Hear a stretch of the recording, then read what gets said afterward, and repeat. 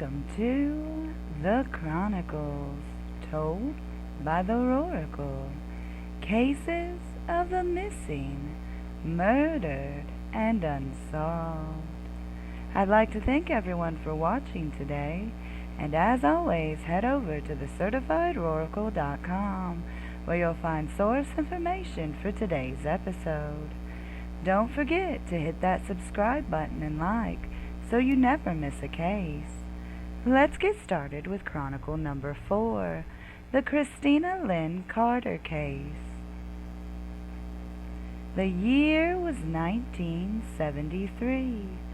Baby Alive, Simon, and Sit and Spin were the groovy new toys all the kids wanted. All the adults were going with the trend of eating healthy, with a meal of chicken, veggies, and a side of granola.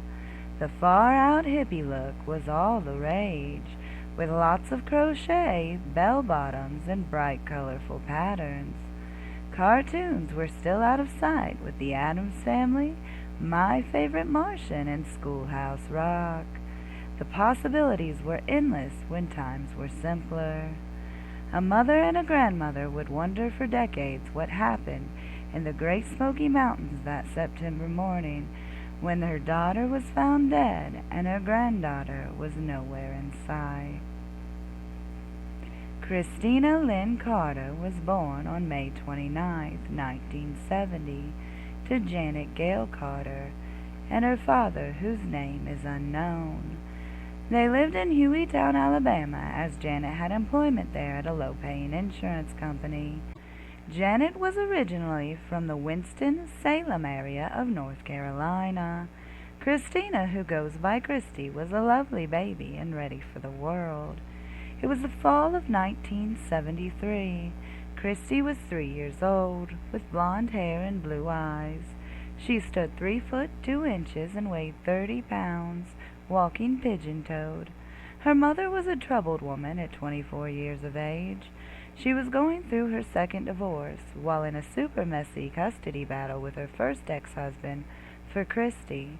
Let's not forget the secret relationship she was in with a married man. Janet was an all-around mess, but she was always a good mom to Christy. It is said that they were in Alabama hiding from Christy's dad so she did not lose custody. She knew that the judge would side with her ex, and she feared he would get custody and she would never see Christy again.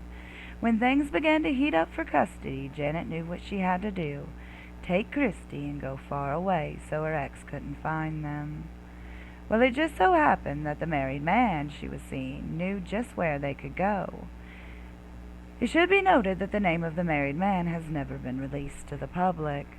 He was planning a trip to the Great Smoky Mountains, where there was a little cabin waiting for them. Janet was so happy about this. It should also be noted that there are no articles that state if Janet thought it would just be her, Christy, and the married man, or if his wife would be there as well. On October 7th, exactly 20 days after Janet and Christy were last seen, a fisherman came across a duffel bag in the woods near Clingman's Dome Road in the Great Smoky Mountains. The fisherman did not think too much about this bag, as a lot of campers are around the area. He just figured someone had forgotten it. He would be in for a shock of his life when he opened the bag and found a nude woman with her arms taped across her chest. He would immediately phone the police. When the medical examiner examined her body, he stated that she more than likely died the same day she was found, and that she had not been in the bag for more than 3 days. However, it would still take a month to positively identify Janet. Lucille Coker, Janet's mom, would be the reason she was finally identified. Lucille would tell news outlets and police she usually had weekly contact with her daughter, and when that had not happened, she phoned the Great Smoky Mountain Police to report Janet and Christy missing. Lucille would provide dental records and x-rays to confirm it was Janet in the bag. Now the police had found Janet, they faced another problem, one they did not even know they had until Lucille told them about 3-year-old Christy. Where was her granddaughter? To find Christy, police would need to find the married man Janet had told her family she was going to the cabin with. Police would track down this man and positively identify him. However, when questioned, he had an alibi, of which his wife corroborated. This man would pass away a few weeks later. The police do not believe him passing away and Christie's case are connected. Janet's family believe he had everything to do with Janet's murder and Christie disappearing. If that was the case and he was involved, then that meant his wife was just as much involved, as she was the one who gave him an alibi. Did they work together to get Janet to the cabin in the woods and kill her?